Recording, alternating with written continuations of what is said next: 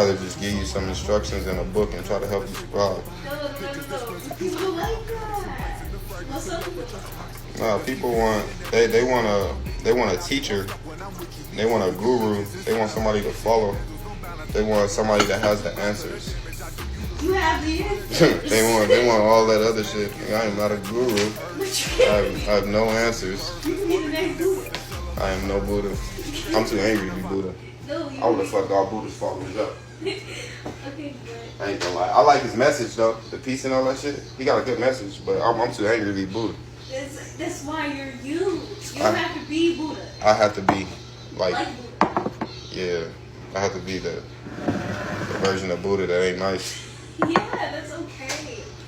Niggas get to come to me talking, crying about their life. I'm gonna tell them to get their shit together, fight, fix it, nigga. What are you talking about? What are you crying about?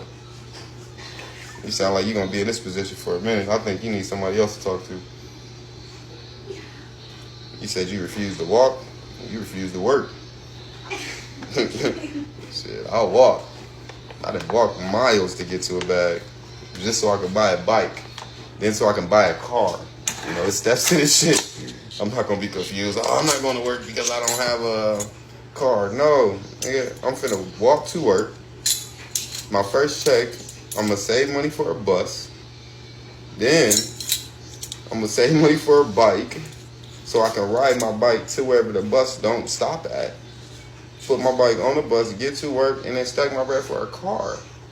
Now I'm driving to work. People feel like they want to see, most people in a foundational aspects, what they'll do is they'll allow somebody else to be a pillar in a foundation.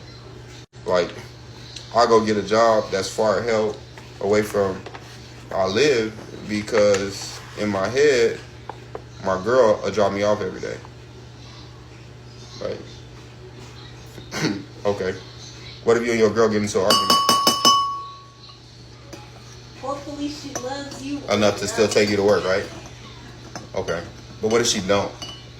You ain't miss one day in 3 months. You argue with your girl one day, and it says your fault or it's her fault, whatever. But now you're missing work. And now you have no way to this great job that you have established and that you've been working at for months, right?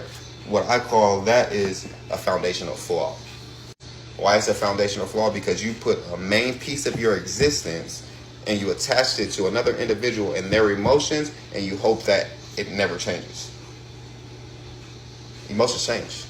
People change. My job needs to pay my bills for fucking ever. This is a problem. You know, so when I set out to build this foundation, because you know I built a couple of them. When I set out to build this one, every brick, every stone, anything I had, I did without allowing a person to put a piece of what they felt would help into my foundation. Motherfucker offered me help, I told him no. And I said it's not offense to you, it's to the fact that I gotta figure this shit out and do it myself. Or when I get to that area of how do I succeed here, I'm going to look for that person that I should call to give me that ride to that place where I should go, instead of walking that 20 or 30 miles to get to that Social Security office so I can go get that job. That 20 to 30 mile walk is what make you me. That phone call is what make you them.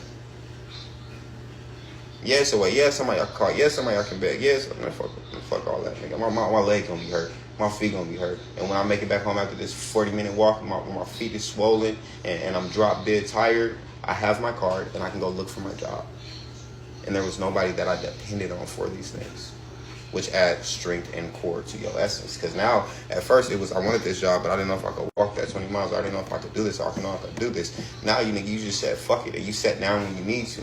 But you kept walking. You brought water. And you kept going. And you kept pushing. So when you get to that destination, you drop dead tired. You're sweating. And you're not happy. But you did something that most motherfuckers would either gave up on, or ask somebody to do it for them, or ask somebody for help, or some other weird shit. I don't think there's nothing wrong with asking for help. But I think it's something wrong with asking for help at a wrong time. Like during the times that say if you're going to be okay or not. I don't want to ask for help during those times.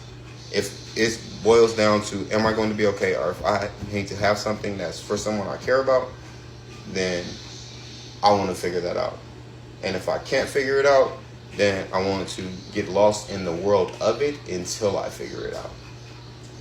But what I don't want to do is call 5 million motherfuckers who gonna give me excuses about their life and not care about what I'm doing, but I think they care about me, and now I'm in a position and they really don't care about me, and then that hurts, right?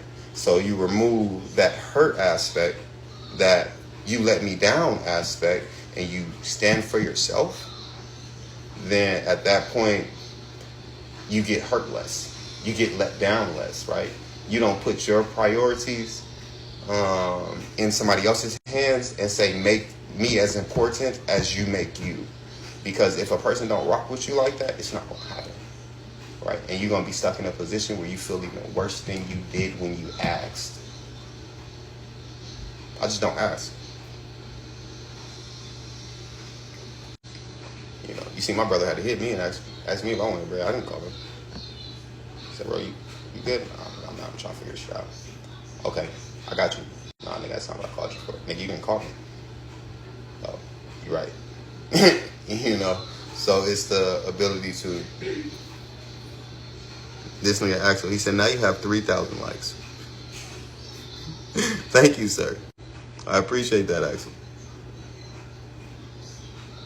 Axel on my ear right now. I'm already not being hungry. This works. What's even crazy is I developed it.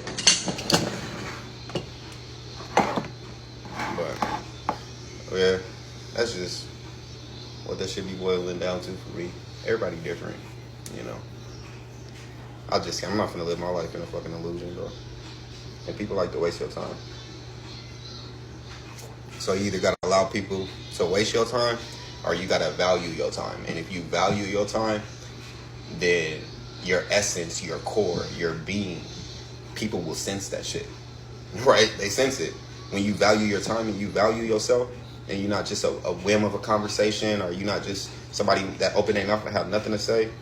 You know, when you enter a room, your essence and your aura is portrayed differently than those who are just in the rat race and in the mill and who are running around that room waiting for someone to say, here's a carrot.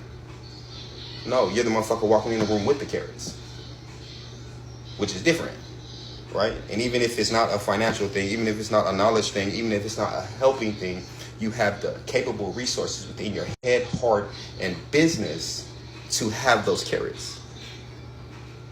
You know, now you're in the room handing out rabbits, handing out carrots and rabbits. Hey, look, bro. You said what? All right, here, this person will help you. You said what? All right, we'll just call my car. You said what? Okay, well, we can do this. You know, and it's not that I'm Superman, bro, but it's the ability to embody the struggle of who's speaking to me. I can tell if you're really struggling or if you're trying to help me. And if you're really struggling, I'm going to do everything I can to help you because I have struggled. But if you're trying to help me, then I'm going to do everything I can to show you you're lazy as fuck. You know, and that's what it boiled down to with a lot of things. A lot of people are lazy. They don't want to put in that work. Sweat equity for life is what I try to think about it as. Because sweat equity is when you invest in something without funds like that, right? So sweat equity, you can buy a home and you can hire someone to fix it up, or you can do it yourself. If you do it yourself with your own material and your own time, that's sweat equity. And why it's sweat equity is because somebody called me. Why it's sweat equity is because you didn't hire out, and the money you would have spent somebody to paint those walls, you paint it, right? So you just saved $300, right? So you just saved $300. Instead of calling the carpet paper person to come and do that, you look it up, you get a carpet cutter, you cut that shit out, you find a good brand, you lay your boards, and you lay your carpet, right? So now you save $1,000. So when you go to market this location, you have invested nothing but the selling cost into it and time. So those walls that look good, you did. That carpet that look good, you did. That yard that look good, you learned landscaping.